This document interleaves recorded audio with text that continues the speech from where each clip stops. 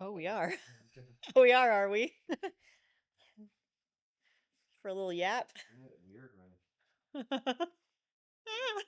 the camera goes on, it feels like people are actually here listening. It's pressure. Oh, I gotta move the mic Yeah, they can't closer. even hear you yet. They can only hear me. Yeah. All right. Well, this is wild. Let's jump in. Yeah, we've literally thought about doing this for a long, long time. Yeah, we Like, talked about it back in Florida. yeah, having a podcast was like the next kind Mm-hmm. of thing because I feel like when we're making all these videos and telling the stories through pictures and stuff like that, like there's so much more beyond that about the person, me especially. Mm-hmm. Like I'm a lot of this podcast, like I'm going to be sharing all sorts of like personal stories to where not I just like I don't think about telling these stories in video form. Mm-hmm. And in order to do that, a lot goes into that. You know Yeah. what I mean? To try Yeah. to make a good video and telling stories, like one, it costs a lot of money, like because it takes a lot of time and effort. So these people that are putting these films together, like right now we have Noah putting together the 100 mile film, and that drops in a couple days. Mm-hmm. He needed to have the space and time to be able to do all of that stuff. And so, but a podcast is just a much more natural form, I Mm-hmm. think, for us. We can actually just have conversation and um, tell the stories and things that you and I talk about all the time in the warehouse, at the house. I mean, we have been building this business and stuff for 5 years, and that's what everybody knows us from Mm-hmm. is, building Alpha Country and, having prior military service and those things along the way.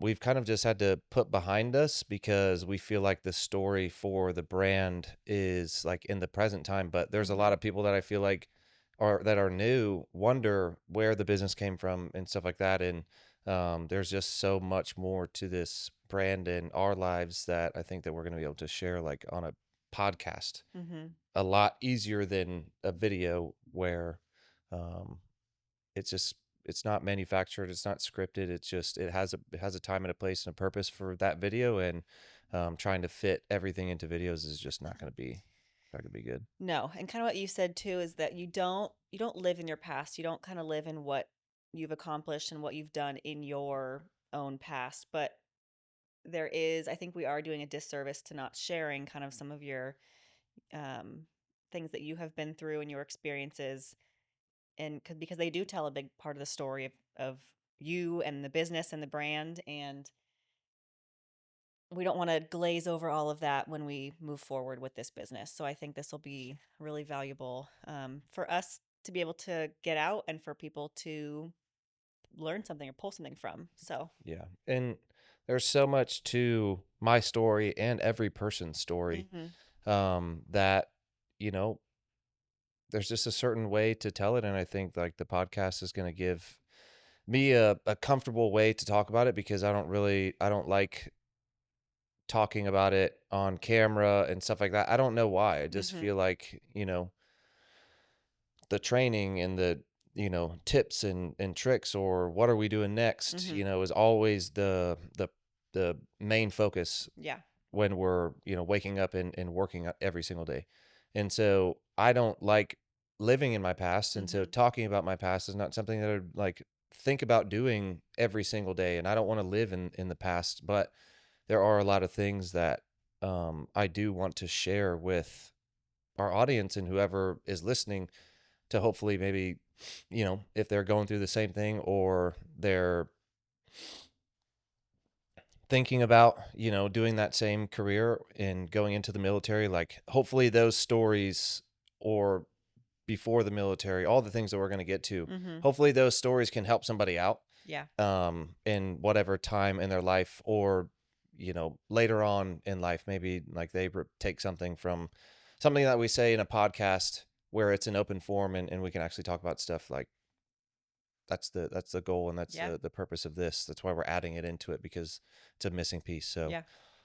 yeah, you're gonna be my co-host today. I mean, this is in our garage. We're doing this in our garage. So um a lot of the times it's going to be me and you on Yeah. here, and I don't know what the proper structure of host and co-host is, but you know, that's not the I don't care about that. Not a That's not concern. that's not why we're doing this. Yeah. And so, let's go ahead and get started for Jump on episode in. 1 and give these people a look what like behind the curtain. Yeah. So I know you wanted to touch on there's so much, and we just went over this. There's so much to cover, that I think to the goal of today's is kind of to go over a little bit of you and your past.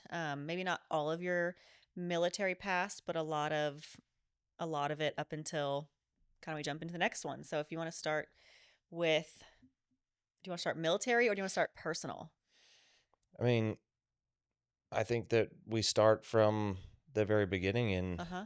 it's because there's so much to my life and our lives before the military. So, Yeah. and the reason why I think that you're the perfect person for this is because you know all of these stories Mm-hmm. already. Like, I tell you everything, and you're my best friend, and I get to tell you these stories when nobody's around and stuff like that. So just know that I'm down to talk about whatever, no matter how dark it gets, Mm-hmm. because there are so many like lights to my story, which is why, I keep going and I have so much motivation to make the most out of my life. You understand why, Mm-hmm. and I want, obviously, no matter no amount of hours in podcasts, like, can they get to be on your level, but I want them to have, a little bit more inside of who I am, and maybe like I'll make sense Yeah. to more people. Yeah. Absolutely. So, I'll just start with, you know, where I was born, and then talk about just my childhood. Mm-hmm. So I was born in Bellevue, Nebraska. My parents my dad was in the Air Force. He was active duty, and he did that for 23 years. My mom was working multiple jobs. Don't remember too much until I was about like 6 or 7 years old, because my parents got divorced, and that's when I started going to my dad's house for half the week, and then I started going to my mom's house the other half of the week. And my dad was gone a lot. I didn't, obviously, just like any 5 or 6 year old, when if their parents get divorced or whatever, it's you don't really remember much. Mm-hmm. And but I do remember there being two houses and two different schedules, and half the week I was seeing my mom and half the week I was seeing my dad. And um, there was a lot of stuff that was going on at my mom's house that I didn't really realize, how much of an effect that it would have. And this is I feel weird talking about this Yeah. because it's like very personal, and I don't want it to affect her because I still do love her a lot. And all of this will, make sense and stuff like that the more that we share. But I don't want this to feel like I'm talking shit about her, or I'm just sharing my experiences and what Yeah. I remember and things like that. So there were two roommates that moved in with us at my mom's house, and they were two college football players, like young dudes, just like any young college, you know, athlete. I'm not going to say that they're all, but it's very normal to party and stuff like that. And that's what they did. They just Mm-hmm. did the normal thing. And that I got exposed to all of that. I got exposed to these dudes are two great guys. Like, they're awesome, awesome adults now. You know what I mean? I'm just a kid, at this time. So they're awesome adults, like good ass people. You know what I mean? So none of these stories are like dogging on them or anything, but they were strippers, and so I got to be around other strippers and other college football players, and I thought that it was awesome. You know what I Mm-hmm. mean? I'm just a kid, and I thought that it was like the coolest thing in the world to be living kind of just differently than everybody else. You know what I mean? I Yeah. felt like a cool kid, and I wanted to be just like them, and I fell in love with football because of them. They taught me everything that I know about football, and even at a young age, like, you're this sponge, and so I just remember so many things about hard work, and I remember seeing them just absolutely dog tired from football practice or training or summer camp or Mhm. um they were one of them was a defensive line. He's a defensive end, and he was like, I swear, like 6'7", like 300 something pounds, super fast, like he was an absolute stud. And then the other one was a cornerback where he was like 5'4", 170, 175, and just like fast as lightning.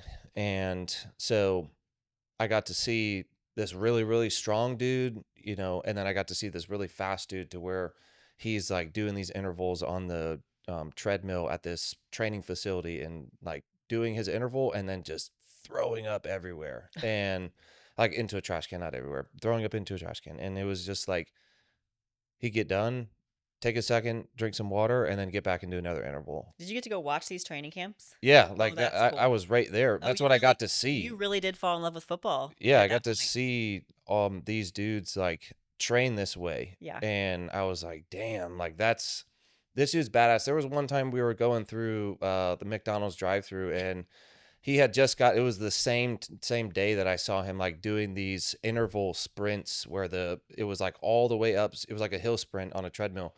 Incline was all the way up, and this he'd do like 30 or 60-second sprints, just insanely fast.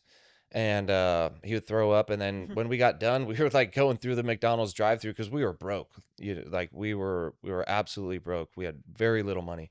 My mom was working at Burger King, like, and I'll get into that. But yeah, there was this one memory. We were going through the drive-through, and like this dude had worked so hard that he was still throwing up, like in the drive-through, opening up the door. I remember being in the back seat, opening up the door, and this dude's throwing up like just water, just liquid. Mhm.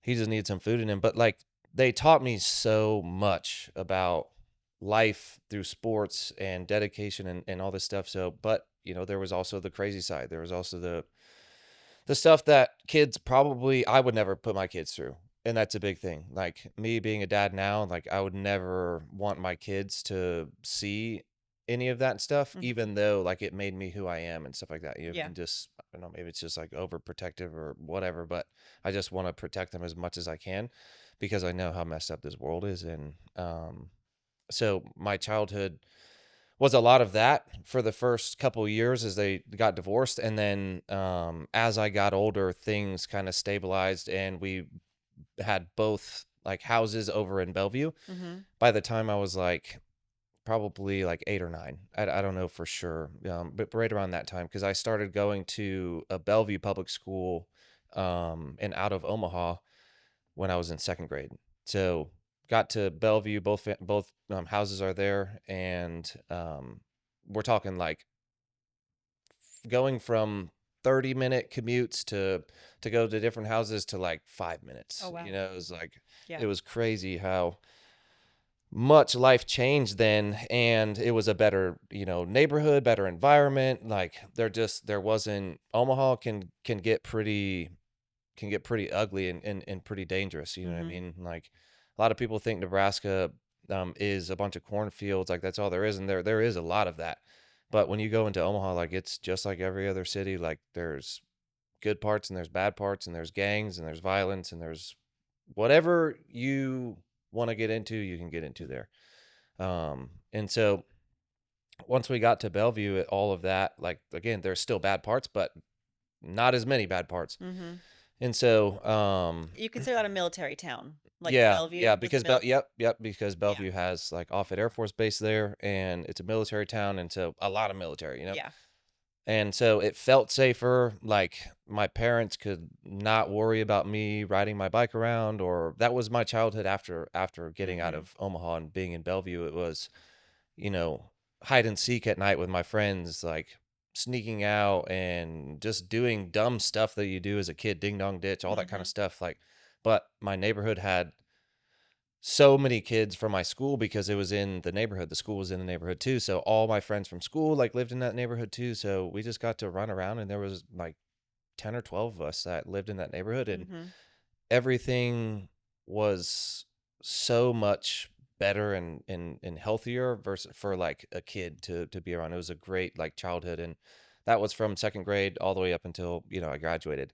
But I started getting into basketball and football and baseball at like a young age, and so that was my main focus when I wasn't going to school and doing elementary school, middle school, high school. Like I was playing sports and like training for that all the time, Mhm. like all the time. And I played those three sports all year round, um, all the way out up until high school, to where it was like summer breaks for me were traveling around the country playing basketball or traveling around playing baseball. We didn't play football in the summer, but that's like it was either those two sports, and um, every single summer, all of my childhood was training or playing in tournaments or trying to get recruited or whatever.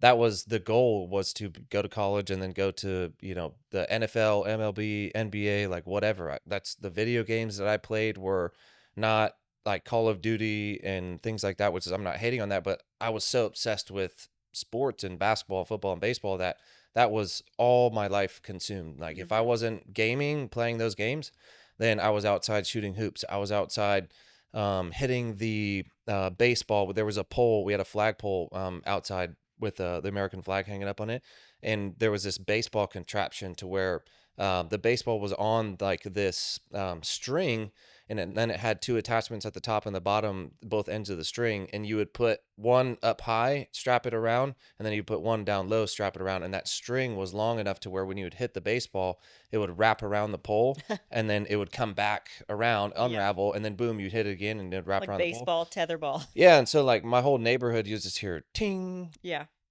ting, and then it was just that all the time. And then my dad would get home, and I would ask him to come play basketball with me, shoot hoops with me, like whatever.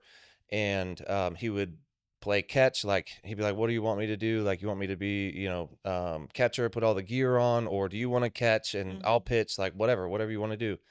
And I thought that that was like so awesome that he would get home from work, especially now being in the military. Like he'd get home from active duty, and I know how tired he was, but he'd still like volunteer to come out and do what like an awesome dad, in my opinion, Mhm. is.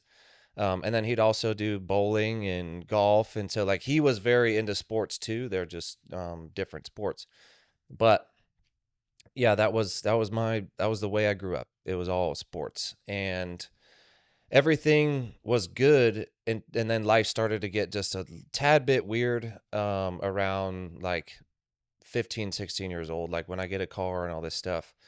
Um, my mom was living in an apartment at the time. Dad was in a house, and I was over at my dad's house, and he came and woke me up. I was probably 14 or 15 at this point, eighth grade or freshman year. I can't remember, Mhm. somewhere around that time. But he came and woke me up and told me, "Hey, we got to go to your mom's." And I had no idea what was going on. And then we get to the neighborhood where like the apartment, complex was at, and like you can see the smoke, you can smell it, you can see the water just running down, and the whole apartment essentially burnt down.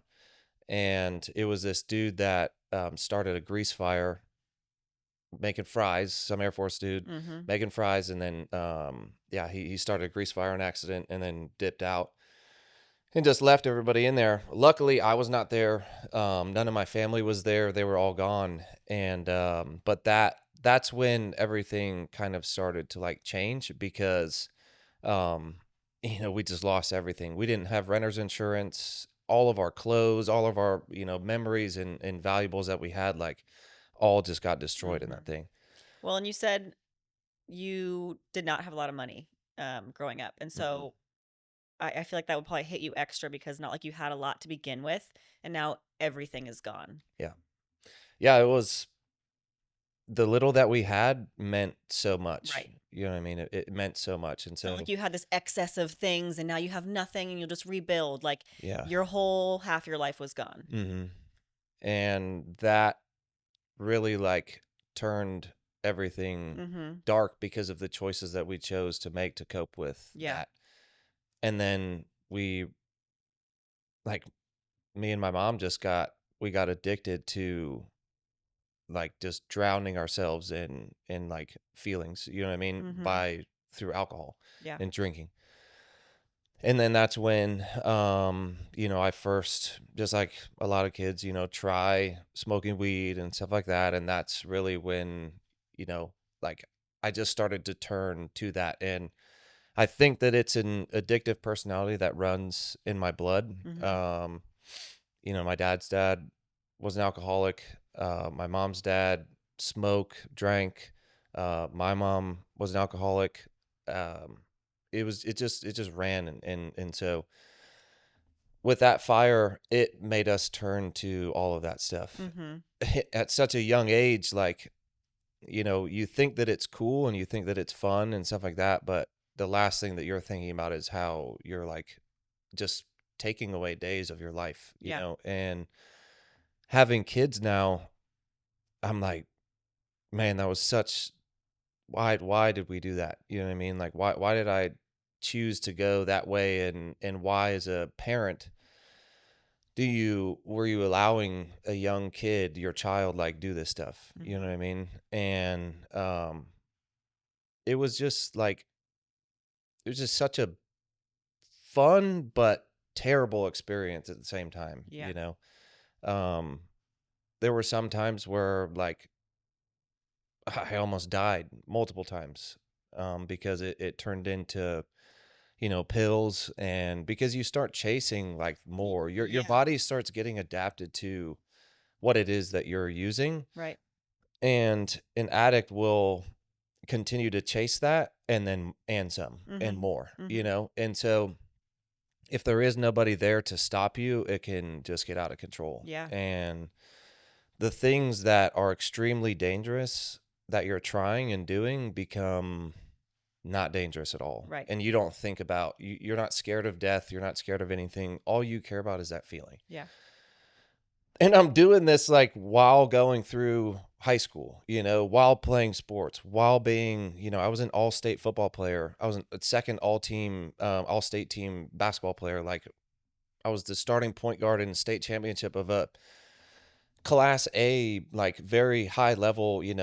The dudes that I'm playing against are all going Division 1. Like this isn't just some, small It's little not some dinky rec league. town of like Yeah.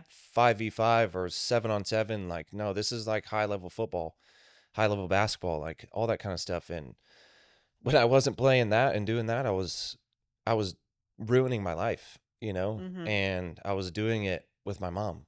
And, I just, as a parent now, it's just so hard to understand that and let that go because, I tell you this all the time. I'm like, man, I love my kids so much that I could never allow them to do this stuff, Mhm.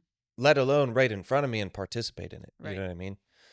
Um, Not only allowing it, but almost encouraging it. yeah, but here's the thing is that it sounds like I'm dogging on her and it sounds like I'm absolutely just destroying her, but really I understand that that was her way of coping with stuff. And it just, you know, like it just seemed like she gave up on Yeah. life. And um that was really hard for me because I was like, you know what? Like if she's giving up, like I look up to her so much. Like if she's giving up, then like yeah, I still have my goals and my dreams, but like when I'm with her, I'm like chasing this high, you know what I mean? Yeah. And she wasn't making me do anything though, you know what I mean? Yeah. Like I was just a kid. I didn't know any better, I really didn't know any better. And now I do as an adult, but like at the time I did not know any better. And that's what really eats at me is because like I needed in any person, any kid that's at that age going through any of this kind of stuff just needs somebody to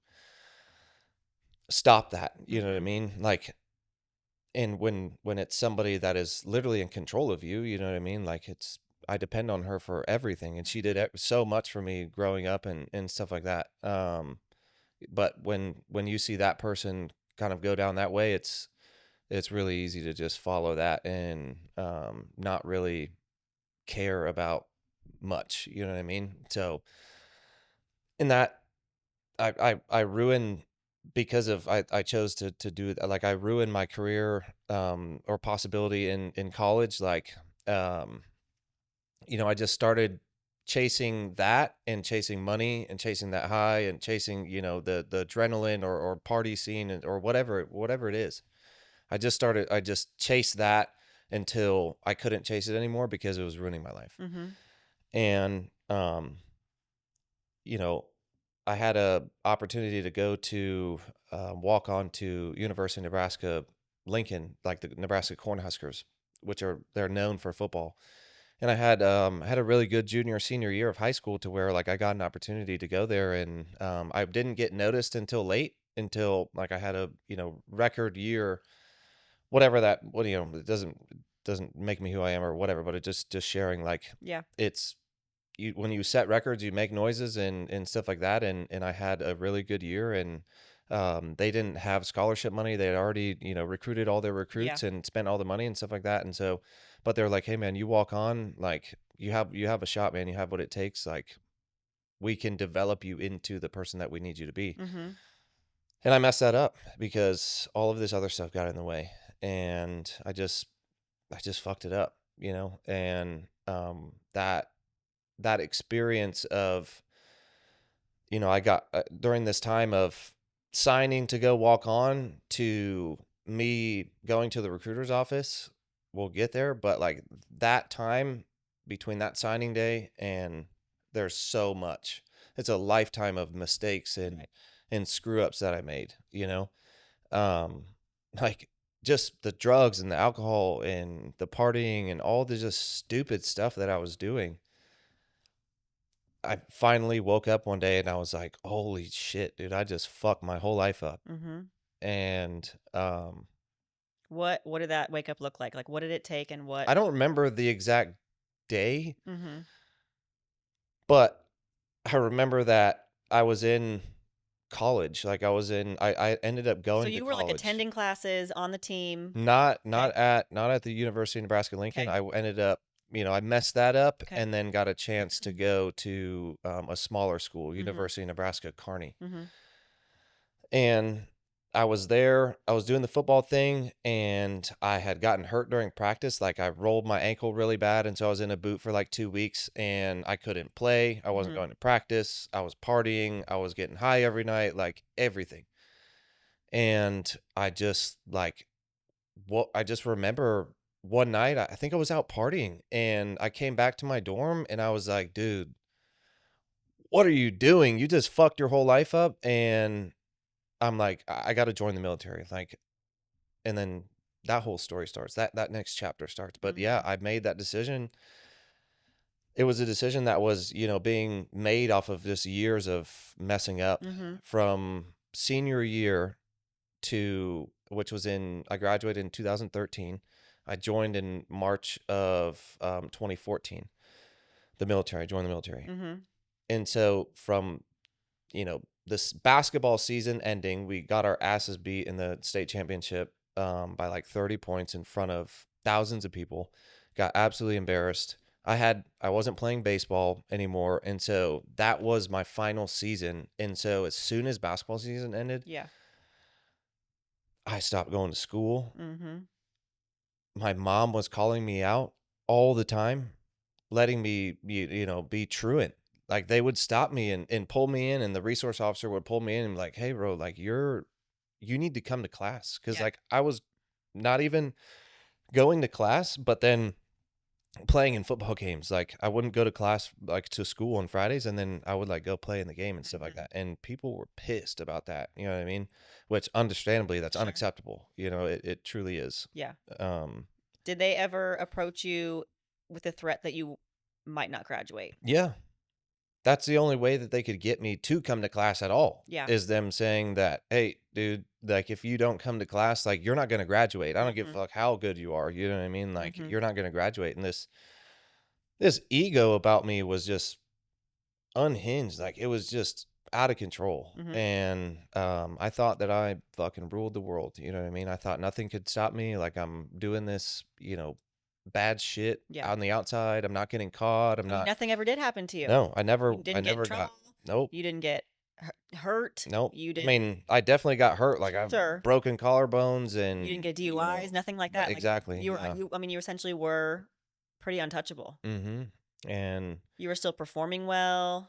I'm out partying and fighting. Right. Like, it's like, that was so normal back then. Yeah. Like, that was so normal to just go to parties and, like, dude, somebody's about to start fighting. Like, and then you just start jumping in and it's Yeah. like, yep, that was like fun.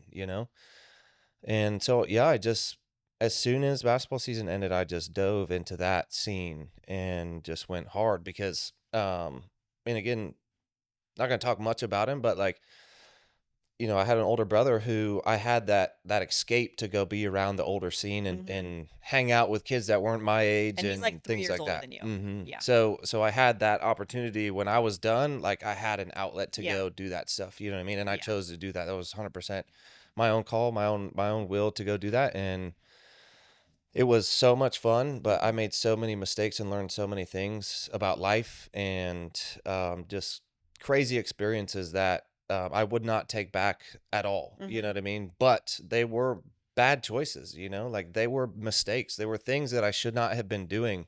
And I wish that I didn't do Mhm. that I take into my life like now. You know what I Mhm. mean? And especially having kids, it's like, man, you think when you're a dad that like you want them to experience these things to harden them up a little bit, but you don't have to go through that to be hard No. at all. Like that's not what it takes. You know what I mean? Like you do not have to have these kinds of experiences or anybody's experiences to be hard. Yeah. You know what I mean? Like, but yeah, it's a lot of it's a lot of perspective that I gain from going through all of that stuff, but essentially I woke up from it and realized that, my life was completely ruined and I destroyed all of the progress and all of the hard work and all of those times hitting that baseball and shooting hoops. Like I just ruined all of that. And I knew that I had to make up for what I had just done. Not to anybody else but myself, to be honest. And that's when I originally I wanted to join the Marines, you Mhm. know. Um, Okay, so you woke up this day of college mhm. and a switch flipped. Yeah. So go ahead. Originally, you wanted to join the Marines. Yeah, but I'm totally pushing past the one of the scariest and darkest times like of my life. Okay. And um it was when I got back, from that of like realizing that I fucked my whole life up. Um that I started to get into like pain pills, and those things will ruin your life. Like they will absolutely ruin your life. And it changed from smoking weed to smoking weed and drinking to doing pain pills on the counter. Um 2 liter of Coca-Cola, uh a big bottle of Sailor Jerry's or those $12 like just disgusting liquors that you can get from, Mhm. anywhere. Mhm. You know what I'm saying? Like that's what it was like from when I got back to um my mom was with another dude and he had a son, and I'm not going to say any names whatsoever, but they were into that. And um I, as an addict will, needed something and used that as something to cope with what I had just done because I was in this waiting period, MEPS and all this stuff. Like you have to wait until, there's this long process of joining the military and stuff like that, which includes being clean. Mhm. And like the being clean part was one of the biggest things that I struggled with to get into the military. You know what I mean? You got to stop smoking weed for like, when you're using it all the time, it's like 35, 40 days Okay. for it to be, and that's you getting this out of your system, like saunas, all this stuff that you think is going to work. I don't know if it does work, whatever, like, but it takes a while. And that period of time, I just couldn't get clean. Like I just couldn't stay clean. Mhm. And it's the most frustrating thing because it's like, dude, you don't wanna fuck your life up anymore, you know? But that shit is so good that it's so hard to get away from it because the feeling of it is not like this zombied out, you know, just completely cracked out person on the side of the downtown, alley. Mhm. Like, that's not what it is. When you do these things, like, your emotions are numbed, like, your body's numbed, meaning, like, you can be happy. If that's the emotion that you're chasing, like, and that's what you just want happiness, then, like, it's gonna bring that shit to you, like, and it's oh, man, it's such a dangerous thing, like, because you can get hooked on them so easy, and that's exactly what happened to me, and it started out with just typical pain pills that you would get back in the day from, Stitches or something like 5 milligram Percocets or hydrocodone or Mhm. oxycodone or whatever it was. It's like, the stuff. But then it turned into shit that like I still don't even know what the name of it was. Opanas or Opanas or something. You know what I mean? Like it turned into doing shit that you look at this little tiny pill and you do not give it the respect that it deserves because, we were snorting them off the table like for months. And it's like that tiny little pill was able to take care of 3 dudes that had a total weight of like 600 pounds total together, minimum at Mhm. least. We're 3 like big dudes doing these things. And, man, it just got so out of hand. And there were some nights where her boyfriend or husband, I don't know if they were ever married or whatever, I can't remember, but, where I was it had to have been overdosed or something because He I could overdosed. no, me, You. I'm laying there and I could feel him. There was one time that I remember, like, truly, like, remember that. It was him. I'm laying on the couch. We had done these, like, Opana things. We had just what I had described, like the Coca-Cola, the liquor, like, the vape, robot dicks, like, I remember laying there being passed the fuck out, laid out on the couch, and him, like, putting his shoulder full force into me, trying to, like, almost, like, get me to wake up, you know what I mean? Like, Mhm. this dude, boom, boom, this big ass 200 plus down pound dude. And I remember feeling it, and then I remember, like, starting to wake up, and I remember stopping him, like, "Stop, stop, stop," you Yeah. know what I mean? And whatever the hell he did, like, what got me to wake up, but I don't remember anything after that. There was another time, it could have been the next morning, it could have been the same time, I don't know. Another time I remember waking up to I was in his son's room with him, because he had, like, a futon, and then he had his bed, so, like, we'd crash in there. I remember this dude waking up and freaking out because there was just black throw up everywhere. Hmm. Like, there was just black and we were mixing, like, um it wasn't kratom, but it was, like, some other stuff that you could get from, like, the hookah shop or whatever Okay. that would intensify the drunk, like, 5 times or 6 times. Jeez. So, like, if you had 1 beer, this stuff would make it feel like you had 3 beers or whatever. Okay. Who knows what was in that? But I was all about it, I was down for it, I didn't care. It was, like, completely disregarding the fact that you could die from this, you know Yeah. what I mean? And, yeah, he that morning that he woke up and he was freaking out about all the black stuff, we looked it up and did some research, and it was, like, pulled up, like, old blood in his stomach and his abdomen Mhm. that had turned, like, dark like that because Yeah. it was just old blood. It wasn't getting, oxygen and stuff like that, Yeah. so it turned this, like, dark ass color, and that's what we had, that's what I remember of what we looked it up, and, like, that's what it And it was was. his? And it was his. He had thrown up, yeah, he just puked up a bunch of, like, old blood, Yeah. you know what I mean? And there's no other way to wonder what that's from other than all the shit that we were putting up our nose and drinking and vaping and all this stuff, you know what I mean? Yeah. And, I'm like 18 years old at this time, Yeah. at this point. Like, so I was able to get clean. I don't remember how I Really? did it. I don't remember, Mhm. but I do remember going to the recruiter's office thinking that I was clean and failing the first drug test. Really? Yep. This is, at the Marines? So the guy that I was doing the stuff with, the dude that was on the bed throwing up or whatever, Mhm. he was like same age as me, and he was joining the Marines. 'Kay. 100% for sure. Like he had already signed his contract or whatever when he was in high school and stuff like that. And so he was doing these painkillers because you could get them out of your system in like, 4 or 5 days. Interesting. Okay. Not the same as weed. Okay. So it stays in your system.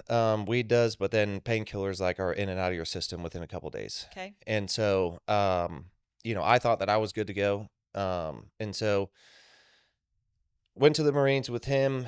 He introduced me, and we were going to do this buddy program, to where like we go into boot camp together, all Yeah. that kind of stuff. Yep. And so, I was wearing a long sleeve or something. They didn't see the arm tattoos that I had because the Mhm. second time that I went in there, they were like, "Oh man, like we didn't know that you had half sleeve tattoos." Mhm. And at that time, they were like, "Yeah, you can't have anything that shows beneath the PT shirt or shirt, whatever that And you you had, wear like, in boot camp for the lower Marines." Yeah.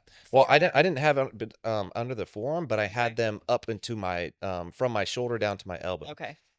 and it showed. Yeah. So they're pretty much like, "Hey, man, you can get these removed if you want to go Yeah. in." And I was like, "Hell yeah, I'll do it." You know what I mean? So I went and saw a doctor and like got a quote essentially, and was like, "Hey, how much would it be for me to get like these taken off?" Because there wasn't these laser removal shops that would Oh, do how do you like do it? it was like some medical procedure that you would do. Yeah, Oh, you okay. went to like a what's the face, you know Like what I a mean? like a cosmetic surgeon type? Yeah, yeah, kind of. But when you have like acne, like I had a Dermatologist. dermatologist. Yeah. I saw my dermatologist Oh, and told him like, "Hey man, this is what like I'm trying to do. I'm trying to join the Marines." Like, and he's like, "Man, this is gonna cost you like twenty I thousand can only dollars imagine. because of the amount of sessions."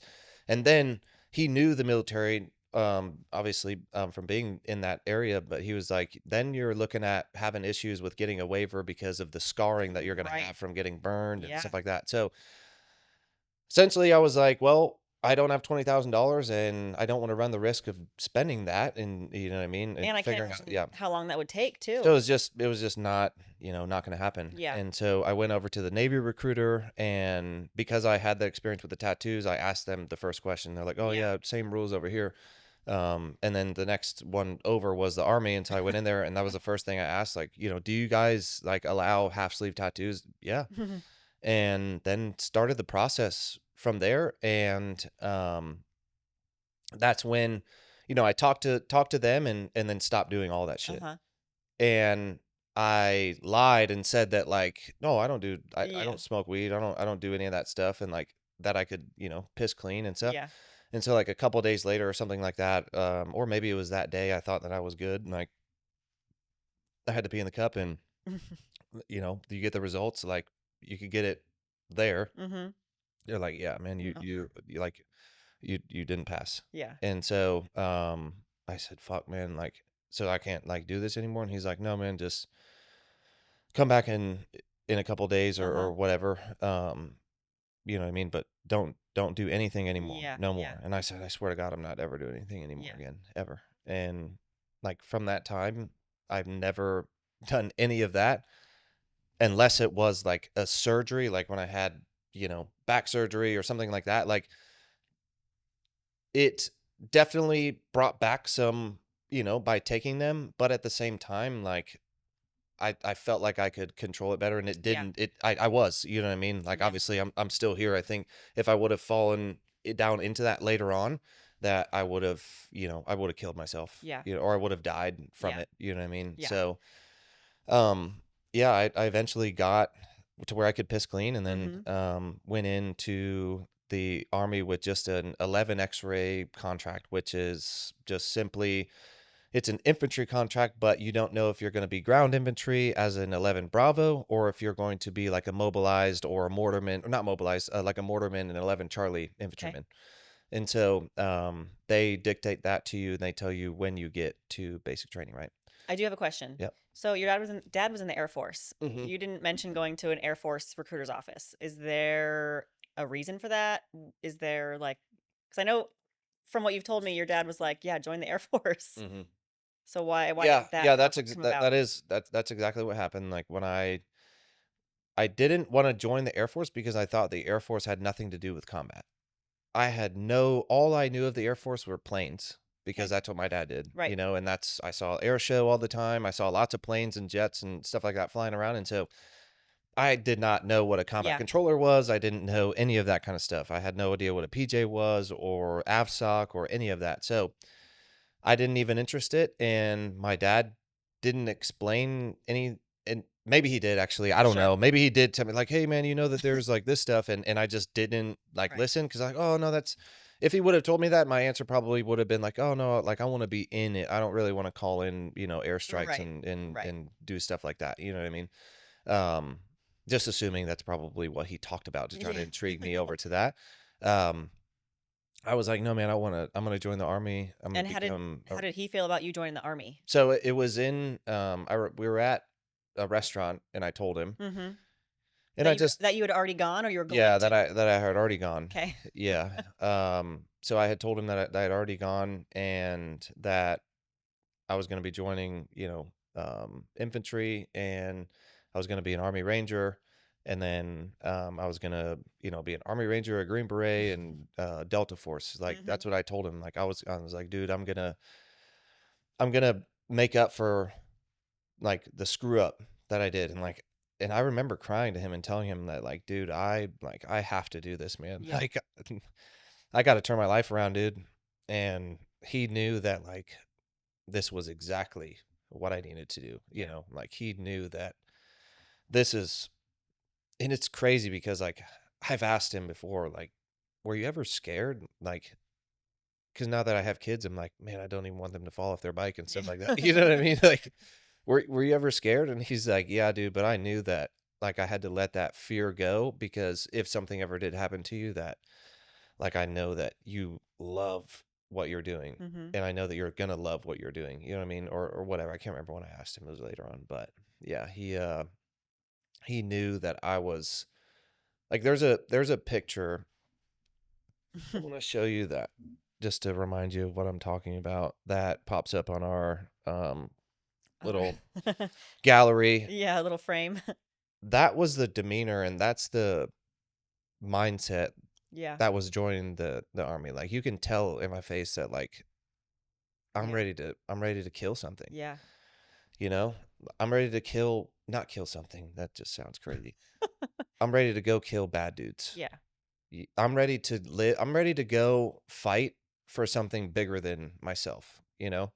I'm ready to be around other dudes that are like that too. Mm-hmm. Like I want to. It's in our age growing up. There were all sorts of movies. You know what I mean? Like you could name so many like war movies and stuff like that that I have watched that I was inspired from. There's not just one. You know what I mean? Mm-hmm. Yeah, there's so many, and that's what I wanted. Yeah. You know, and I just I had to do that to change everything around, and so I left March of 2014, and after that it was just like off. You know what I mean? Off to Mm-hmm. the races, and got through basic training, and I loved the fact that I was getting out of Omaha. I loved the fact that I had just got away. Mm-hmm. You know what I mean? Because I knew that even if I were to, start a business or anything like that that I know how to do now, I wouldn't have been able to do any of that if I hadn't joined the military. Yeah. I wouldn't be able to do anything that I do now if I hadn't done that and left. If you didn't leave Omaha. And I knew that that's what I was starting. And Yeah. so, not like just like anybody else, like it's a shock to the system. Yeah. It's crazy. Like you got to go sit in 20th AG or 30th AG Mm-hmm. for 2 weeks. And you're just like, man, why did I do this? You know what I mean? Like you're thinking about all these things that you could be doing or whatever, but you just know that I just need to get there. I just need to get to day one. I just need to start Yeah. because this is obviously not what I want to be doing is sitting in here reading this blue book and like listening to all these weak ass people talk about how they're losing their minds and like you start seeing and getting exposed to people like drinking the hand sanitizer or Yeah. just out of nowhere they have like all these maniac episodes or like just losing their stuff, Oh, man. It yeah. was crazy. So that was obviously a shock, just like it is for everybody. But once I got into it, I was in love with it. I fell in love with everything about it. Like from the structure to the getting up and having a purpose and like starting the day off with PT. I mean, Mhm. I had learned that when I was 15 from a teammate of mine. I got introduced to going early in the morning to work out and stuff like that. But that was what I really loved about that was a, hey, we're waking up and the first thing that we're doing is like we're working out. Yeah. Whether it was a run or, push-ups and pull-ups and whatever that kind of stuff was. It was cool and it was exactly what I wanted to do and exactly where I needed to be at. And I was 19 years old going through that. And then the last week of basic training, I was in the barracks. It was a Sunday. This dude, Josh Hanna, who ended up, going down the same, path, and we ended up meeting together later. But he went to church service, and somebody I still do not know who it was, came up to him and asked if he knew Spencer Lewis, and Josh was like, "Yeah, man, he's in my platoon or whatever." And if I can remember right, it was he told him and then handed him this note, or he handed them this note and then Josh like opened it up and read Mm, it. mhm. Because when he came back, like he came back with a smirk on his face, and he's like, dude, something along the lines of like, you're not gonna believe this. And I'm like, what? And he like hands me this and he's like, congrats. And it was like a note saying that like Skylar was gonna be born in a couple months, and I was just like, A note that you were gonna be a the dad. dad, yeah. Yes. And I was just like, what? Like, what is Mhm. what is going on, And And this I kid had, wrote the note yeah, the kid that handed it to him is the one who is the one okay. that wrote the note. And Yeah. so from what I'm assuming that he was from Omaha. Okay. And like obviously he's from, Sure, my and hometown or new. whatever, Yeah. and knew. I do not know who it was though. I never found out who it was. I still don't know. Really? Yeah. Huh. But yeah, it was like you're going to be a dad, but it was a circumstance to where like I had no idea, and this was like it was just came out of nowhere. Right. And so Did you not really believe it? I was like in denial Yeah. because I was like, dude, like somebody is fucking with me. You Yeah. know what I mean? Because I'm 19 years old. I'm just a kid. You know what I Yeah. mean? I had no thought of being a dad. Yeah. You know what I mean? And it's she is the best thing like that has ever happened to me, even though I haven't been able to be there like with her. Yeah. Like she is the best thing that's ever happened in my life. Like it was almost like a sign to where it was God, and we've talked about this before. Like I was not on the path that I am now at Mhm. all. It was a Yeah. complete different one, the complete opposite. But I know that that was like God's sign that I did the right thing by getting out of there. Yeah. And even though I can't be there for her, and I'm giving you the best gift that you can ever be given, Yeah. and Yeah, you're growing up for her. and Yeah. everything that I'm doing and everything that I did was for her. Yeah. Like now it's for multiple people. It's Sure. multiple little kids. It's for you. You know what I mean? Mhm. But at that time, it gave me what I was fighting for, Yeah. and in my mind, I was telling myself that, like, yeah, it sucks, man. And I absolutely would love to be with my daughter every single day. But what you're doing is bigger than yourself. And what you're doing is protecting that life that she can have. Mhm. If it's not people like me and people that signed up to go do that kind of stuff, then that may not be there, And so I just was able to justify that it was okay. And that's still something that's very, very hard for me to, let go, and because I missed all of that, all of her life, Yeah. and it's something that I'll never get over. It's something that I'll never let down, and it's the best thing that has ever happened to me, Mhm. and I truly believe that she is the reason why I was able to have the military career. And I think anybody that has a good military career, I think that mine was good. I'm down to go to the grave with that mine was good. But anybody that goes into that has like a really, really strong why, and it's like, man, you can't stop that dude. No matter what, Yeah. no matter what, no matter how many times he fails something, he's gonna go back and succeed eventually. And that was my mindset the whole entire time that I was in the military. And um, so after finding that out and meeting her and like just growing up, in such a short amount of time. I mean, joining the military, it will change you forever. It will make you grow up, And I don't know any other services or anything like that, but just the way that my experience was in the army, you have to grow up. You will be forced to grow up during basic training, you know what I mean?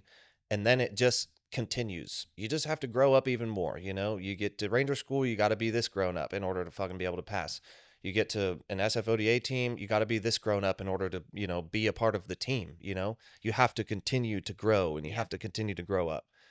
And that's what I fell in love with and what I got addicted to when I joined the military. And after basic training, and where you are kind of, there are definitely ways for you not to be in control of your Mhm. path, but for the most part, like, you can go fill out the packets, you Yeah. can do the stuff, you can schedule the things, you can, do things in order to earn your spot to go to that school that you want to go to, or go to that unit, or go to selection, like whatever. Mhm. You can earn it. You can earn your way to that. You know what I mean? And that's what I loved about the military and my military experience, is that I felt like I was in full control, and as long as I was willing to not fail, then I could pretty much get any slot or school or opportunity that I wanted to. You Yeah. know what I mean? And that was the reputation that I wanted to build for myself, that you can count on me, bro. Like, we go out and we get in the shit, dude. Like, I want every dude that is with me to know that I'm down for the cause, man. Like, I'm down for it. Whatever that is, I'm down for it. And with that mentality, the conventional army is not where a guy like me belongs. Mhm. You know, um, I've had an unconventional life up to this point, from all the way starting to having strippers as roommates at 5 or 6 years old. And I just did a lot of things as a child that were for pure, like, entertainment, to where I would sneak out at night and I would just see if I could get away with something. Mhm. 12-year-old running around the neighborhood seeing how many cars that he can break into. Not even taking anything, Yeah. but just to do it. There, like, I had a neighbor across the street to where I was like, I just want I there was this challenge of like, can I get in that dude's house? When I was like 8 or 9 years old, like young, and like, can I do it and get through the garage door and go out the back door without anybody like ever knowing that I was there? Not doing anything to anybody. I'm not taking anything. I'm not stealing anything. Like, no. Like, I'm just see if I can do this. Mhm. But then there were times where I did steal stuff and see if I can steal something. You know what I mean? Like, as a kid, you're like, or at least when I was like, that was what I found entertainment. So I had already developed this kind of like out of the box kind of thinking. You know what I mean? And Well, you always want more. and so I volunteered to go through to go to Ranger school. Like, I went to basic training, and then I went to airborne school down in Fort Benning, Georgia, and then I got assigned to 82nd Airborne. Mhm. But when I was in basic training, I was an 18 X-ray. They assigned me 11 Bravo, so a infantryman. You're saying you're not an 18 X-ray. Not an 18, yeah, not an 18 Yeah. X-ray. I was an 11 X-ray, Right. and they gave me 11 Bravo. Wait, like, not 11 X-ray, 11 Bravo. Now this is Mhm. your job. Um, and I was supposed to I got orders for Schofield Barracks in Hawaii. Mhm. So you'd think Yeah. that 19-year-old me, dude, I'm about to get a chance to go to Hawaii. Hell yeah. Like, this is about to be sick. Yeah. But that I knew that I could get comfortable out there. I knew that that sounds so good, but man, I want to go to the 82nd because like there's selection there. There's all these things that I'm now starting to learn about in Mhm. basic training. And you start to hear about ranger school. You start to hear about selection, start to hear about, what these badges and tabs and all this stuff Right. means. And like, I'm not going to sit here and say that that's not exactly what I was chasing. Yeah. I wanted to be the dude when you walked into when I walked into the room that like, you're like, damn, that dude is all Mhm. he's tabbed out, badged out, like all this Mhm. because I felt like it set the tone for how serious somebody was going to take you. Yeah. You know what I mean? If you're all that, dude, like you instantly have the respect of that this guy takes this serious. You know what I mean? Now, if you're a dickhead, then that's going to be how you're, Yeah. like looked at. But if you're that is the first impression, that is like, here's my resume, you know what I mean? Yeah. And I was chasing that. I thought it was the coolest thing when the drill sergeant would walk in and like he had a CIB, air assault wings, airborne wings, he had a Ranger tab, like all this kind of stuff. I thought it was the most badass thing, and that's exactly what I wanted. That's Yeah. exactly what I wanted to be. Yeah. Well, you said earlier too, when you originally told your dad that you had enlisted, you were like, I'm going to go be a ranger. I'm going to be a Green Beret. I'm going to be Delta Force. Did you even know what that meant when you were telling him these things? Did you know what that encompassed yet? Nope. Yeah. But I was down Yeah. to go through whatever it was because I had messed up my life so bad that Yeah. that was the most badass things that I could come up with Mhm. to do. And, if I died trying to do them, then that's a great way to die, in my opinion. You know what I Yeah. mean? Obviously, I know how dangerous this life is. You know what I mean? I Yeah. knew the risks coming into it that this is not for everybody. Yeah. And you really need to be into this stuff to be locked in all times. You know what I mean? For this job. This is not something to where, you can get away with being halfway in, halfway out. You Mhm. need to be obsessed with it. Or If complacent you're if you're or going to yeah. go far in the army, you need to be obsessed with it. Yeah. You know what I mean? And that is the way that I lived. You know what I mean? It was going declining the Schofield barracks, Yeah. right? Declining going to Hawaii and changing up with somebody because I wanted to go to airborne school. I Mhm. was like, I want to go to airborne school, and they're like, well, like that's gonna, there's not an airborne unit in Hawaii or whatever. Okay, like whatever. Where am I going to get? Well, you're not going to know where you're going to get. You could get these, units or whatever, Yeah. these bases or whatever. And one of them was the 82nd, and I was like, yep, I'm willing to try that. You Yeah. know what I mean? And so, um, there were a couple slots open to do airborne school from basic training, Mhm. and you had to compete, Yep. and you had to take a PT test, and then I think there was but five. The top five scores PT tests, they got, the slots. And so next morning, we competed, and I got a slot. And so that changed going from Hawaii, Schofield Barracks to now I got orders to Fort Bragg, North Carolina, to 82nd Airborne. And so went down to airborne school to Fort Benning, did airborne school, and then ended up getting to 2nd Brigade.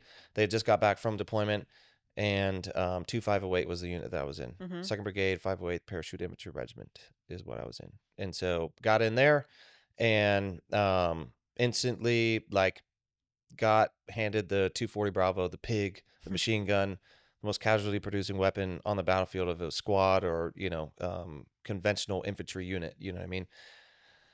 And so I loved it though. I loved that, like I was a big dude. I knew that, like, hey, I can carry heavy stuff, put it on me. You know what I mean? Whatever you need me to carry, I'm down with it. You know what I mean? You need me to carry your extra ammo, you need me to carry this, like I'm down for whatever, man. And that's the way that I was when I got in there. And that earned the respect from the guys that had been to combat that this dude takes this shit serious. This dude's in the corner studying his sheet. I come in here, I'm asked, like, there was one time that um my ego got a little bit ahead of me and I stopped studying something, and my platoon sergeant came in and was like, hey, give me the whatever AR 670-1 of the Claymore, whatever. And he wanted, it's an olive drab curvature shape, like everything about it, how many pounds of explosives was in there, everything. Mm. And I looked like an absolute jackass because I was like, whoa, it's green, you know what I mean? Like just some dickhead shit. Yeah. And he told my team leader, take this motherfucker over to the ropes and the pull-up bars and destroy him. Ooh. And back then, you could haze, like there was all this stuff, and I'm not trying to be this back in my day type of shit. You know what I mean? I'm just saying that I know that the army changed because I was in it when it changed. Yeah. You know what I mean? Like, doesn't mean it's soft now. The motherfuckers are still hard. It's just you don't get away with the amount of shit that you could do back then to somebody to toughen them up a little bit. And from that was a lesson learned, and that was a lesson learned. There was a time where, as the 240 gunner, I needed to, when we're going out to do squad stick lanes or whatever, dry fire, blank rounds, and then live fire, squad, patrols, clear room clearing, stuff like that, basic stuff. It was my responsibility to make sure that I had my 240 BFA, blank firing adapter, Mm. on when we Mhm. would go out to the field for an exercise. And there was one training exercise that it wasn't the first one, but I had gotten complacent, and it was probably the third or fourth one where I stopped really being locked in. And it was like a 45-minute bus ride. Everybody's on the bus, you know what I mean? We all got our shit. We get off the bus and they start checking stuff like PCCs, PC, or like, I don't know if it's PCC, PCIs, but it was because that should have been done before. But it's my fault. They checked me when I got there, and they're like, "Where the fuck is your blank firing adapter?" Oh shit. Oh fuck. And my stomach dropped. I wanted to cry because everybody was like, "What the fuck?" You know? How are we going to do these sticks lanes with no 240 going off? That's the main, that is, you can't even get into the lane or the iteration without some 240, blanks going off. You know what I mean? It just doesn't even feel like it's real. You're just like assaulting this objective with no support by fire or Bang no bang. cover. Yeah, like you can't even get into it. And I knew that I had just let down everybody. Mhm. I knew that I had just let down everybody there. And he asked me, he's like, "Are you a bitch?" I said, "No, Sergeant." He's like, "All right, well, prove to me that I don't have to treat you like one." And from that point, I was like, "All right." And that for the next 6 months, that's what I did. Mhm. And it took me 6 months of proving to this dude that I was squared away and that I would not keep making these mistakes, and that I learned from my, mistakes, and I got it. I'm in. I'm here. Um, until he was like, he walked into we called it the cough, where everybody's locker was at and stuff like that, your whole platoon. He walked in and he's like, "Who wants to go to Ranger School?" And I was like, instantly, bow, raised my hand. Nobody else raised their hand. Like, nobody. And And there this isn't was like a bunch of privates, right? There's like no, there's specialists, there's PFCs, there's dudes that have been, that yeah, failed, that, you know what I mean? So it's yeah. not like everybody is like, Like all right, this is an NCOs in there opportunity. too? Yeah, yeah, yeah, Yeah. yeah. Then some had failed, some didn't want to go, some thought it Yeah. was gay, some thought it was fucking pointless, like whatever, you know what I mean? Whatever their reasonings were for Sure. it. I thought that it was hell yeah. Like, did not think that, I just thought that it was kind of a test, you know what I mean? We're Yeah. like, "Hey, right here." Like, so that he couldn't be like, you guys don't want to do this, you know what I mean? And then there I am getting ready to go. Like, he's like, "All right, are you going to pass?" I'm like, "Yes, 100%. Like, I will not come back a failure." And, Mhm. like, that was the discussion that we had. That wasn't like a movie scene to where it was like that, you know what I mean? But that was the discussion that we had, and it went very similar to that. Are you going to fucking pass? And, if he gives me this opportunity, like, yes, I'm not going to let you down. Yeah. He fixed me, you know what I mean? He was like my dad coming in there. I was 19. This dude had to have been, his name was Christian Lawson. He's probably out by now for sure. But that dude changed my life. You know what I mean? Like, he changed everything in me, and he was the one that gave me that opportunity. And he was also the one that asked me if I was a bitch. You know what I mean? He Yeah. was the one, Oh, this was the same guy? same dude that asked me. Okay. And that was who I had to prove this stuff to in order to go. So of course you had to raise your hand anyways. Yeah, yeah, Yeah. exactly. I thought that it was a test, Yeah. you know what I I see. mean? Yeah. And so I was like, this dude's testing me, Yeah. like, or testing us to see who's a pussy, you know what I Yeah. mean? And who's gonna back down from this. And so I raised my hand instantly, and Yeah. whoo, I'm a private first class at this point, You've and been in for how long? 6 months in the unit, Yeah. 6 months. Yeah. Yeah. And so I had done a JRTC rotation with him. Okay. So like I had jumped in, shown my capabilities and my abilities to be a good soldier, you know what I Mhm. mean? Like whatever they needed, I jumped in with the 240, you know what I mean? And that's not easy, you know? Like two dudes died on that jump. Like I proved that I could handle myself. You know Mhm. what I mean? Like we were past the point of the, this dipshit is somebody that's gonna forget a blank fire Forget there be a adapter. thing. You know what I mean? I got past that. And so he handed me that packing list and I was like, holy shit. Like you're paying to go do this. Yeah. Ranger school is not one of those like, all right, man, you leave next week. No.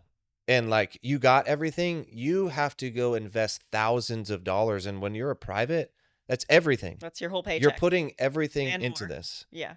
And, like, I'm like, yep, Yeah. this is it. And so I started the packing list, getting ready for pre ranger school. So you're paying for all of this stuff.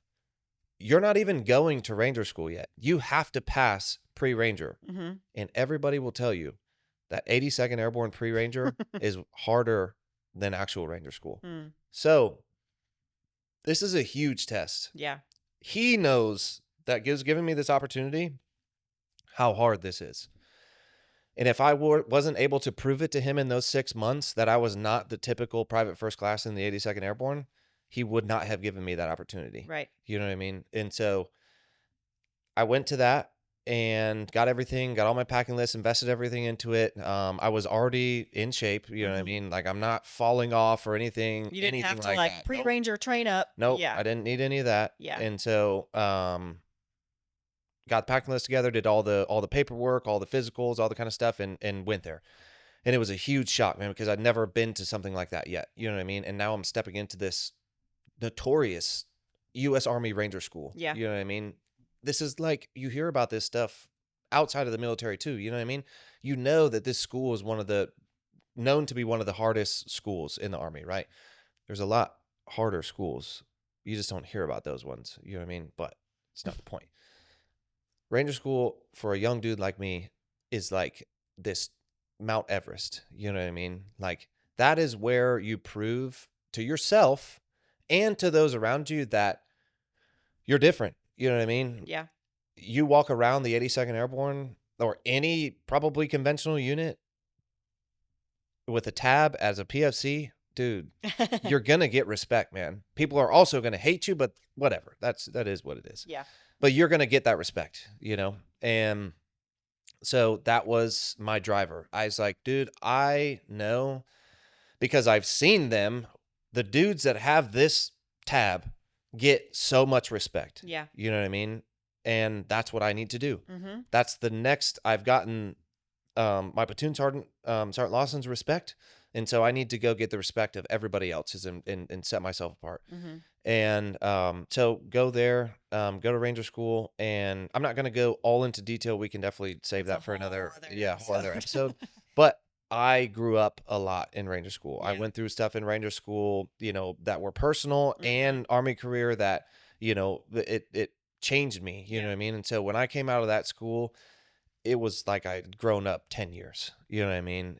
But at the same time, I was still the young, crazy, you know what I mean, drinking because that was totally normal, Yeah. back then. Yes. Um, you just drink, everybody's drinking. Everybody drinks. It's just normal, you know? It's just Yeah. the military. So growing up, meaning like military wise, military professionalism, that kind of stuff, you know what I Mhm. mean? But outside, I was still having so much fun and getting the fun experiences of being in the army by Mhm. partying and going out and just doing all the dumb stuff, fighting in the bars, like it's just dumb stuff that it's just part of the experience, I feel like. Mhm. Or it was for me, and I've heard other dudes have the same experiences, so that's why I say, I feel like it's just part of the experience. Yeah. And it was so much fun. But yeah, went to Ranger School, came back with a tab, got promoted to E4, so I was a specialist, you know, airborne and Ranger tab. Definitely letting the ego get to me, for sure. Being a specialist with a ranger For tab. sure. Yeah, yeah, yeah. Yeah. And Like you had this. uh-huh. Yeah. And so walked into a board one time to this is obviously in between, I've been to ranger school, stuff like that. Waiting to go to a board to get promoted. Haven't even like talked about, dropping my packet yet or anything like that. Haven't. Well, there was a before going to the board, there was a time where I was in this Jade Helm exercise. It was an unconventional exercise, and I got to work with the ODA team. Okay. So I knew after graduating Ranger School, because I had experience with them, that Mhm. that's what I wanted to go do next. Okay. You know what I mean? So So because you those had dudes no were, desire to, like, go to regiment? so it wasn't that I did like I wanted I wanted best of both worlds. I Yeah. wanted to go to Ranger Regiment and go to SFAS at the same time. You know what I mean? But you obviously can't. Yeah. And I have some of my best friends that I made in Ranger School were from Ranger Regiment. Okay. All of them were from Ranger Regiment, pretty much, or Air Force or Afghan or whatever. You know what I mean? Okay. Like all sorts of people that I met in there. But um, to me, I just looked at. I was really tired of dealing and being around privates Okay. that weren't motivated, that didn't want to go to Ranger School. You're not going to have that in the Ranger Regiment. Like, why you're not going to Ranger Regiment and not want to go to Ranger School? You know Yeah. what I mean? Like, you're obviously in the wrong place. Yeah, so you're already getting a different So group of people yes, there, but but I just didn't want to be around privates anymore, and I just had such a great experience with those SF dudes yeah. that I was like, man, that's what I want to go do. You know what I mean? Like, these dudes were badass. Yeah. Like a very very senior dive team from first group. Like it was awesome. So I was like, "Yep, this is what I'm gonna go do," and I'm checking in for this long 2 years of Mhm. training that we're gonna go do. And um, you know, I was going to this board in between those times of making the decision to go SF and to get promoted, and I got promoted from specialist to corporal because I wanted to go do stuff. I Mhm. wanted to go to selection. I wanted to go do these things. And Mhm. the guy that I was talking to, that was, I'm not going to say his name because I don't want to, if I'm saying something kind of bad about Sure. somebody that I don't necessarily agree with, I don't want to You air don't that need to, out there yeah. because I know this dude now and he's a great dude. You know what I mean? Like Yeah. he's freaking awesome. And he doesn't know this story. I will tell him someday in person. But yeah, he was like, he asked me like, what are my 3 to 5 year goals or whatever, and I said something along the lines of, I want to go to selection, I want to be a Green Beret, and his response was, "Oh, you want to be one of those undisciplined, long-haired, cool guy fucks, don't you?" You know what I mean? And I'm like, obviously I didn't say this, but in my head I'm like, "Fuck yeah, I Right. do." You Yeah, know what I mean? absolutely. And so I got promoted from specialist to corporal. And so now this is where the ego, like I said, I let the ego, that's where all that got squashed because now you're a junior NCO and you can be tasked out with any Yeah. dumb thing in the world because they're like, you're responsible now. You don't get more money, Yep. but you gotta do more shit. Yep. Yeah. So I did that for probably 6 months, that game of being a team leader. I went over to the scout platoon, which is like the recce platoon Okay. of a infantry battalion or whatever. And so, like, I was in Bravo Company, and then I switched to Headquarters Company, which had the snipers and recce guys. And so, like, that was those dudes. I freaking love you guys. If you're listening to this, like, that was some of the most fun times in my military career because, like, it was like being on an ODA, but just with a bunch of like children. You know what I mean? Like, we were just a bunch of dudes that had all this cool gear, conventional army guys, but we're getting access to like all this cool M110 Oh snipers, gosh. like I think they were called like the 20 Bravos or something like that, where it had like it was a mount and like a night vision like accessory that you could get thermals and stuff like that that you just Yeah. see in the regular in the line unit, right? In Bravo Company or any other line unit. So it was badass. And like they taught me everything sniper stuff. You know what I mean? I wasn't staying there to stay there to go to sniper school or anything like that, to stay there and be in the unit. It Mhm. was that platoon sergeant left Bravo Company and was now the platoon sergeant of headquarters. And he's like, "Hey, you want to come up here?" And I'm like, "Yes." Yeah. And he's like, "All right, tryouts are next week." And I had to go, and I had to get to go to do scout platoon tryouts. Really? What does that look like? It's out at the pre-ranger compound. Okay. Um, and I totally skipped over like the whole ranger school thing, but We're gonna anyways, have an yeah, yeah, entire episode on Ranger School. yeah. So it was out at the pre-ranger compound, and yeah. So I had already done completed ranger school and pre-ranger and all that. So it was like going back out to old Yeah. stomping grounds and um, you know, I had to show up for that. Like he was not okay with me coming there and being middle of the pack. I fucking won the ruck. I had to be first in everything. Like that was why I loved being with him because he expected and he did not baby me. He did not tell me good job. Yeah. He did not it reminded me of my basketball coach growing up. You know what I mean? Like he didn't tell me good job. He didn't, you know what I mean? Mhm. This is what you need to do better and that's all the fuck you're getting. You Mhm. know what I mean? Mhm. And if you did a good job and I have nothing for you, then you're not going to get anything. Yeah. You know? And that was where was I going? You moved up to Oh, yeah, so that headquarters. was how he asked me to go to this, Yeah. scout platoon, Go to your like, tryouts, tryouts. yep. So I went there and so I was with those dudes, in the scout platoon and then, went to selection 6 months later, and, once I came back from selection, I obviously got picked up, got selected, and then once I got back, it was, like, on the job training, helping out where I can, whatever you guys need type of thing, Mhm. until I went to the Q course, which was, like, 2 or 3 months later. Mhm. And then started the Q course, and my job was 18 Bravo, which is a Special Forces weapon sergeant. So that's the job that they gave me as a Green Beret. Um, started The job you the wanted? Yep, the job that I definitely wanted. Yeah. I wanted either Bravo weapons guy, or Charlie demolitions guy, but I'm also very into Delta stuff. But at that time, I wasn't, and Mhm. it was like, bombs or guns. Like that's where I belong. Yeah. And then as I got to the team and You stuff did like that, cross like, training and oh yeah, man, you I loved it. love Echo stuff. Yeah. I'm so nerdy now. Like I'm like Oh, I know. computers and so all that kind of stuff. Like it definitely translates over into our business now. But Yeah. yeah, so But I'd say you're nerdy about, like, Delta stuff too. mhm, Like, medical stuff. medical anything. Yeah, Yeah. yeah, all the medicine You stuff. did and Like, you've told me you did so much cross training that, like, you really mhm. trained in all of it at some Oh point. yeah, so much. You know what I mean? And I love every one of my teammates. Like I Mhm. love every single dude that I like. Any of you guys that are watching this, like I love you so much, man. And I had so much fun in that chapter of my life. It was the best time of my life. Um, but yeah, there I got, stuck with being a weapons dude. Mhm. They told me to learn Portuguese, so I learned Portuguese. Mhm. But the whole process from, basic leader course was my first step, my first stage. And then I went to Weren't you small still a unit. corporal at Yep, BLC? yep. I was Yeah. a corporal throughout the entire Q course. Oh, the whole Q The whole course? Q course, yeah. So I graduated, SFAS, Yeah. and that's why you see in pictures I'm wearing corporal Yeah, stripes. yeah. Yeah. Don't you get promoted shortly after that or Sure. something? Because don't you have to be a 5 to be Well, that was things changed. The timelines of graduations changed. uh, All these things kind of changed. You know yeah. what I mean? And so went through to BLC was my first phase. Mhm. Second phase was small unit tactics, was literally just another ranger school, Mhm. similarity type of thing. And then after SUT was SEER, survive, evade, resist, escape, and signed an NDA. So I'm gonna stick and hold to that.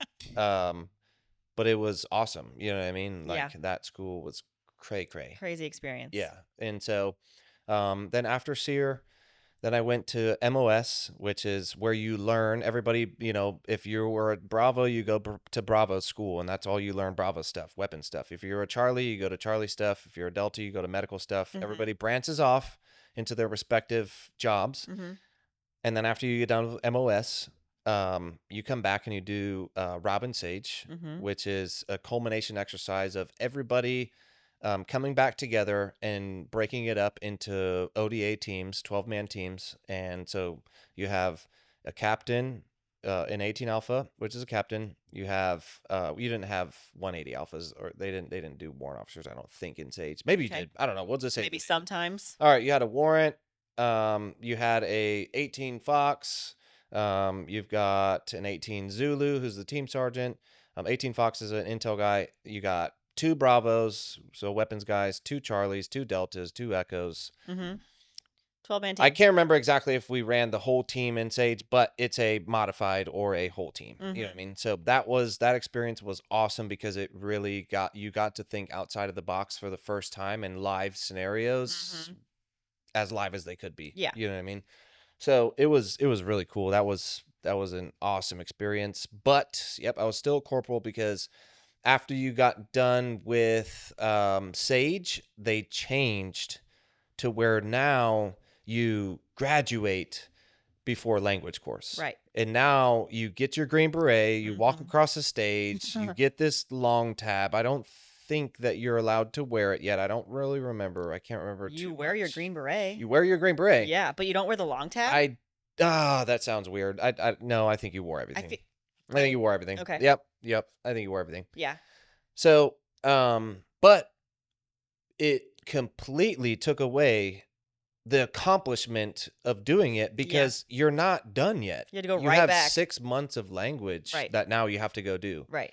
And And if you don't I pass, yeah, and I was scared of that phase. I yeah. was like, "Dude, I'm not a classroom boy." You know what Yeah. I mean? Like, I'm not good being enclosed for hours, you know? So we've heard. Yeah, and, like, we all drank before going to class because those are the types of people that you're sticking into a room, like, it's 9 times out of 10, that dude is not a classroom guy, you know Yeah. what I mean? He's Which is very, why they're very intelligent, which is very, why very they're in smart the army and they're in going through doing this. this job, Yeah, exactly. So, it's like, man, I got to do this language shit. I got to put this green beret on. And like, I'd feel like an absolute phony and stuff like that. You know what I mean? They Because could I take it do away not. from me. The real Green Berets are looking at you because that they didn't know. They weren't briefed like, hey, you guys are going to start seeing fucking dudes. You know what I mean? What if this team dude just got back from a deployment and he's like, what the fuck is going on, There's dude? all these That's the green looks berets that you're around. getting. You're getting all these crazy looks. People are looking at and just disrespecting you, and it's like, man, Yeah, oh my, this awkward. sucks. But It does not feel like I'm a Green Beret you right were now. only really in like the language area though of Fort Bragg, right?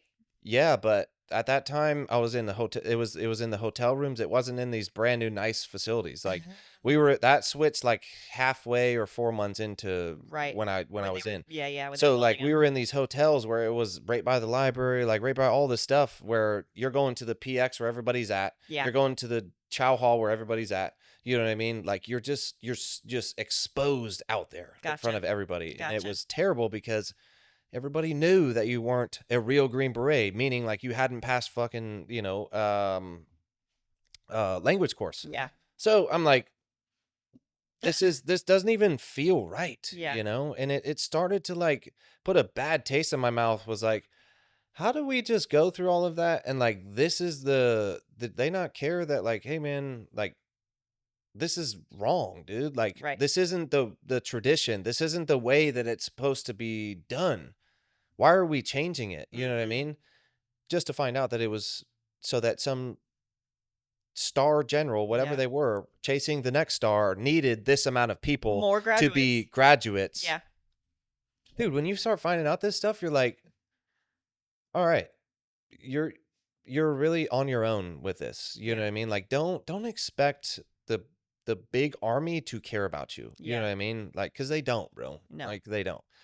And your guys to your left and right and the dudes that you're on a team with, they care about you, but the big army does not, and Mm-mm. it never will. It's not designed It's not to. designed to. It's really Exactly. not. Yeah. It's too big. Yeah, it's too big. It's mismanaged due to in and out Yeah. people. Yeah. You know what I mean? In And and it's out ideas, in and out management, all this kind of stuff. You know what I mean? Different rules all the time, different regulations, yeah. going away, coming in, Yeah. like new ones, taking those away, like changing names of bases. Like, dude, why are we so worried about that? But that's, Yeah. besides the point. So that was my progression through the Q course, and Mhm. then I did finish Portuguese language school, and then officially graduated, and then went to military free fall school, which is in Yuma, Arizona. It's skydiving school. So past that school, show up to I got assigned to 7th Special Forces Group because of the language that I learned, and that was the main area of operation was South America. So you either were a Spanish or a Portuguese speaker or Mhm. something of Yeah. South American language, whatever. Yeah. So that day that I checked in, it's the same process. Like got to do just the check-in admin BS. So like you have all this adrenaline and like you're thinking about your first day and stuff like that, but that's not your first day yet. And then get to a team in 2018. And again, my timeline in how fast I did stuff, there was one goal in mind: Yeah. get to combat. Yeah. Now, this is where some people hit me up and they're like, "Well, if you would have went to Ranger Regiment, then you could have got to combat Right. faster." Sure. But I looked at the big picture. I was like, "All right, it's still 2 years. I don't feel like the war, I understand it's dwindling down and all that kind of stuff, but people are still dying and people are still, getting after it." Yeah.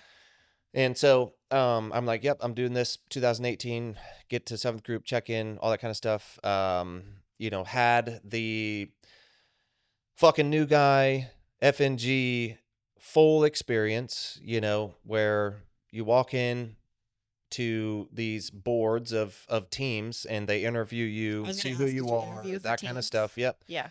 So the way that they did it was, you pretty much went through a board of a couple guys from a team or whatever, ask you some questions and things like that, right? So go through all of that and then get picked up by my team, which just found out is now disband. They Yeah, told me what? that this morning. So that team's now disband. So but yeah, I went to my team and it was shut the fuck up. Mhm. We don't care what you did before this. We don't care who you think that you are. All we care about is can you learn and learn the ways that we do shit because we have the experience and this is what right looks like. Can you pick up? Can you catch up? Can you do the things that we need you to do at this high level? And that's it. Mhm. That's all my expectation was. Be quiet, learn, and then show that you're learning. Yeah. Show that you're picking up these things. You know what I mean? But every person goes through that. And if they don't, it's usually a bad experience. Meaning, like, you got this dude, they don't put him through the, new guy shit. He ends up getting this big ass head and thinking that, he's the shit and that he rules the world, things like that. And, he's got this big old dick swinging. Mhm. That causes problems. Yeah. I saw it so many times. On your team? Nope, not my team because we ran shit like that. Yeah. Yep. So every new guy that came in went through that, Yeah. part of Yeah. it, You're But you saw bringing that in the happen beers. on other teams? Yeah. Oh, no, new guys when they came in. On other teams, you saw that happen where they came in and had, like, an ego problem and they didn't. Oh, yeah, yeah, yeah, Yeah. yeah, yeah. Yeah, but the thing is though, is that you don't cross talk with other teams. Right. So I could see it. You know what I mean? Like I could see that dude, the brand new dude, doing shit out at the range or doing shit when we were all kind of coming together that I'm like, oh man, that dude's just relaxed as fuck. And I can see that it pisses people off on his Sure. team. You know what I Sure, mean? you can just read that But off you of him. don't go talk shit about your team to Mm-mm. anybody else's team. Yeah. You just don't do that. Yeah. It's just code. You know what I mean? Um, does it happen? For sure. Yeah. Yeah. You know what I mean? You talk, but you try to keep it to the minimum and you really don't want to do Yeah. it. But yeah, that was the expectation when I got onto a team. And I did that for about probably 6 months, and I could have easily been like, what? The senior over me doesn't have his ranger tab, like, but I have my ranger tab, you know what I mean? Like, Mhm. what's the big deal? You know what I mean? Why aren't we treating each other like, big boys? But they were treating me like a big boy. That's the Yeah. thing, is that like this is big boy shit. This is how you learn. This is how you Yeah. grow. This is how you pick shit up. It's not that we don't fucking care about you or like you, but we have shit going on and we have a mission and you're jumping on this train that's already been moving, bro. Yeah. Like you're brand new. Be quiet, learn, be a sponge and show that you're picking this stuff up. Mhm. And so that's what I did and I was gone. I got in to the team in 2018. In 2019 was our workup for Afghanistan and the year of 2019 I was probably gone 10 months. If you added up all the days, Mhm. it's probably gone 10 out of the 12 months of that year, just training, just getting after it. And so the next chapter of my life starts when that workup was complete Mhm. and we took off to Afghanistan. Yeah.